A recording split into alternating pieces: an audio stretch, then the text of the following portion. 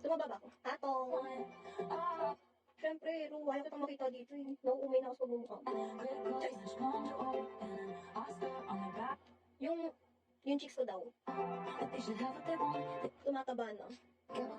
The feelings mutual. Ba't ba? Di ba kasi ngayon ka na pumasok? Kanina pa talaga ako naka-live. Magpa 5 hours na ako.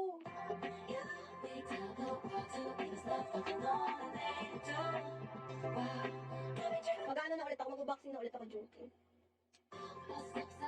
Leche, atong. Tingnan mo, kaya hindi yung mga comments nila dito, kaya ayoko na lang kumain eh. Tutulog ko na lang to, hindi na ako magla-lunch. Hayop ka, atong.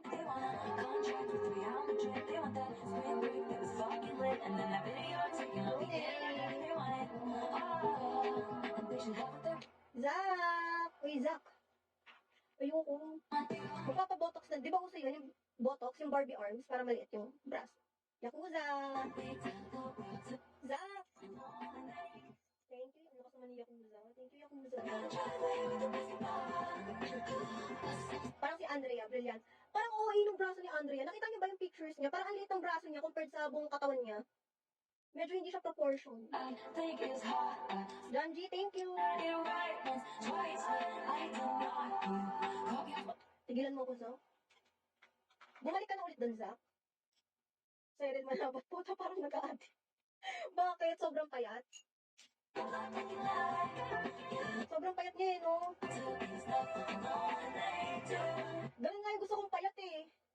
Atong, parang ganun kay Sayri. Kasi yung parang butot balat ka na lang. Yung parang wala kang makain. O sige, pwede next month. This month di ako lalabas. Kailangan ko magsipag eh, ngayong month. Libre mo ako, Zach. Thank you. No. Hindi. Laki mo ganyan, tapos ganun parang nagmukhang walking dead. Gago, nagpaayos na nga siya ng boobs eh. Di ba pina-surgery ngayon para lumiit? Si Atong, napaka-judgmental mo naman, Atong. Kanina ka pa ng babash. No idea. Pati yung hose na may pangat extension, pinakailaman mo, hayop ka. Oo, nagpa-surgery nga siya para lumiit yung boobs niya. Pero, totoo rin naman kasi, sumobra din naman kasi talaga payat niya. Marunong kasi ako tumingin ng maganda sa abo. Eh di sorry kung hindi kami marunong tumingin ng sa maganda at saka masagwa. Tingnan ko nga siya, ano ba itsura niya ngayon?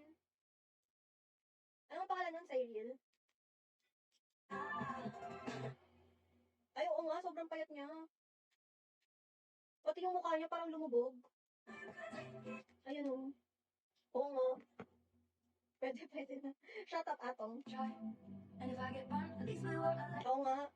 Tunay nga, parang nga nag-a-addict.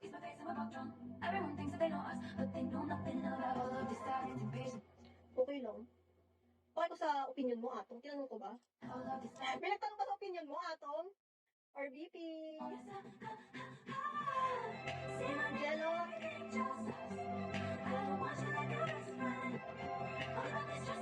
Jack Frost. Jello. Hi. Sorry pa. Patingin nga ng ex, Atong. Tuntunay. Patingin ng mga ex.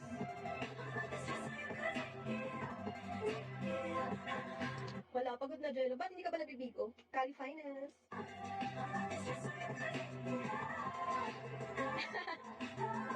Kaya Atong lang kasi mataas daw standards niya. Patingin nga ng ex kung tunay na mataas ang standards. Ay, patingin nga. Ano puro salita, Atong? Bakit, Jello? Ba't hindi na?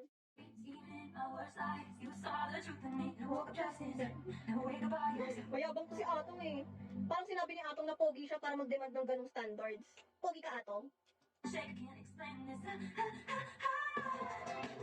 Hi, Ru.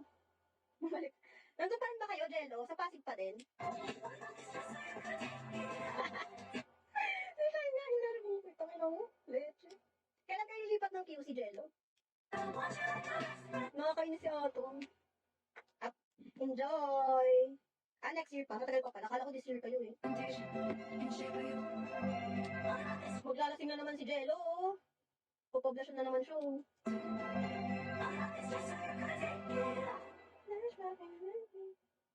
Tunay ba yan, Jello? Huwag mo ko hinahamon, Jello.